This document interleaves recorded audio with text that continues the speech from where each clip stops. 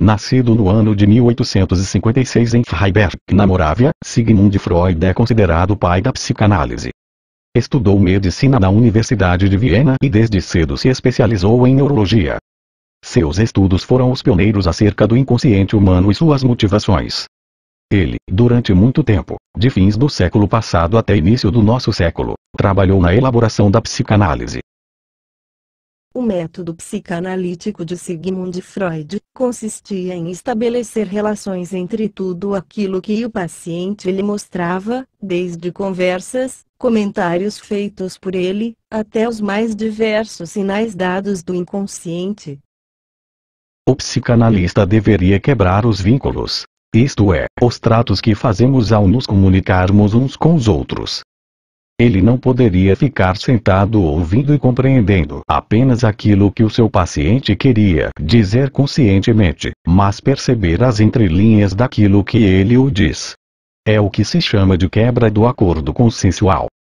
Há uma ruptura de campo, pois o analista não se restringe somente aos assuntos específicos, e sim ao todo, ao sentido geral. Freud sempre achou que existia um certo conflito entre os impulsos humanos e as regras que regem a sociedade. Muitas vezes, impulsos irracionais determinam nossos pensamentos, nossas ações e até mesmo nossos sonhos.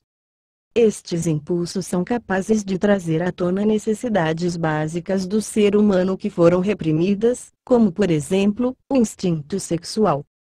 Freud vai mostrar que estas necessidades vêm à tona disfarçadas de várias maneiras, e nós muitas vezes nem vamos ter consciência desses desejos, de tão reprimidos que estão.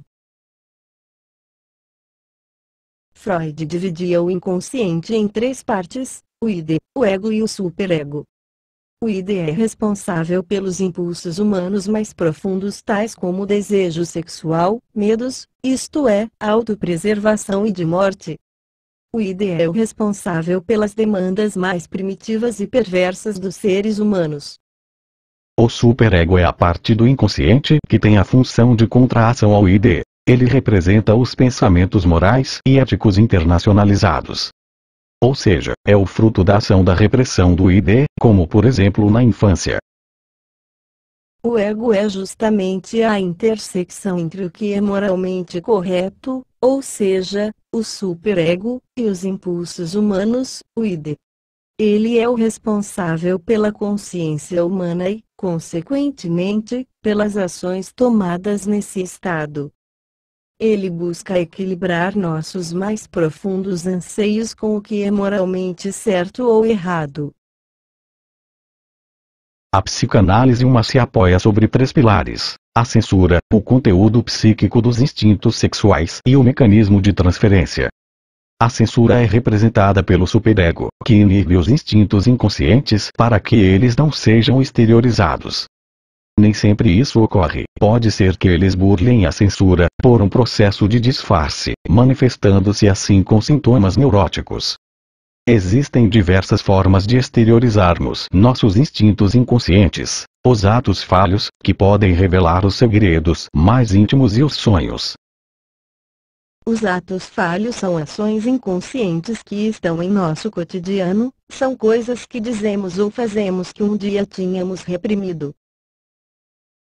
Um ato falho é um erro na fala, na memória ou numa ação física causada supostamente pelo inconsciente. Um bom exemplo de ato falho é quando um marido troca o nome da sua esposa pelo nome da sua amante. O ato falho na verdade é um desejo inconsciente que vem à tona, ou seja, é quando o id tem seu desejo ou seus impulsos realizados. Nos sonhos, o nosso inconsciente id se comunica com o nosso consciente ego e revelamos o que não queremos admitir que desejamos, pelo fato da sociedade recriminar, principalmente os de caráter sexual. O último dos pilares da psicanálise, a transferência, é também uma arma, um trunfo usado pelos psicanalistas para ajudar no tratamento do paciente. Naturalmente, o paciente irá transferir para o analista as suas pulsões, positivas ou negativas, criando vínculos entre eles. O tratamento psicológico deve, então, ser entendido como uma reeducação do adulto, ou seja, uma correção de sua educação enquanto criança.